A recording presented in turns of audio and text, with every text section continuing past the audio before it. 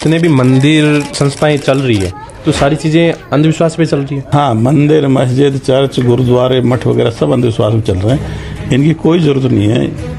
जितने धर्म ग्रंथ हैं इनकी भी कोई जरूरत नहीं। समाज की इसमें मान्यता है कि पाठ पूजा ये करवाई जाती है तो घर में शुद्धि होती है, शांति रहती है। ये सब अंधविश्वास वाली बातें हैं, इसमें कुछ नहीं फर्क पड़ता। मेहनत से कमा करना पड़ेगा, इससे कोई नहीं तो लाभ मिलता। देखो, सभी धर्मों में अंधविश्वास है। ईश्वर, अल्लाह, गॉड, वाहेगुरु या जन्नत जन्नम या स्वर्ग नरक या भूत प्रेत जिन वगैरह ऐसा कुछ होता ही नहीं है। अब हिंदुओं में तो ब्रह्मा जी कह दिया, इस्लाम में अल्लाह के लिए कह दिया, किसी ने गॉड के लिए कह दिया। अब उनकी कोई समानता भी नहीं है। अब बताओ, सृष्टि में क्या दो तरह की व्यवस्था हो सकती है? भाई, हिंदू तो जन्म ले रहे हैं, मुसलमान सारे कब्रों में पड़े हैं। फिर अपन देखते हैं कि भाई हज यात्रा में 1,500-2 हजार आदमी लू से मर गए।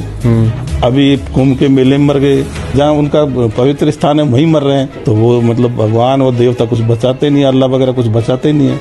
तो जो अपन को बड़े बड़े महाराज को देखने को मिलते हैं सोशल मीडिया पे, टीवी चैनल्स पे, जो लोगों का फ्यूचर बता रहे हैं, क्या होने वाला है, क्या हो गया, ये सारी चीजें कैसे बता सकते हैं? फिर वो जो दूसरे का भविष्य बताते हैं, वो खुद का भविष्य नहीं बता पाते। अब जैसे मान लीजिए पहलगाम में घटना घटी, किसी ने नहीं बताया कि भैया इस तरह घटना घटने वाली है। और अगर ऐसे हैं तो इनको तो सीमा पे ले जाकर के पाकिस्तान की मतलब सेना क्या क्या काम करी उसको पूछवा लो। अभी हम लेटेस्ट में अगर देखें, प्रेमानंद जी वृंदावन से, उनका कहना है कि अगर आप राधा राधा का जप करते हैं तो आपके सारे दुख पाप सब मिट जाएंगे। एक तो मैं ये कहता हूँ, पाप को नहीं जैसा कुछ होता ही नहीं। या तो आपराधिक कृत्य होते हैं या सामान्य कृत्य होते हैं। ये सब आदमी है, भगवान जैसा कुछ भी नहीं है। और ऐसे कहने से भाई किसी का नाम रटने से कोई फर्क नहीं पड़ता। चाहे आप अल्लाह का नाम जप करो, चाहे आप राम का जप करो, चाहे राधा का जप करो, चाहे भाई गुरु का जप करो, इससे कोई फर्क नहीं पड़ने वाला। चलो यहाँ तक भी ठीक है, लेकिन हमने आंखों चीजें देखी है, जैसे मंदिरों में, बहुत सारे मंदिरों में पूजा होती है, भैरू जी, बालाजी, ऐसे अलग अलग माताएं, ये सारी चीजें भरते हैं, उनमें आते हैं।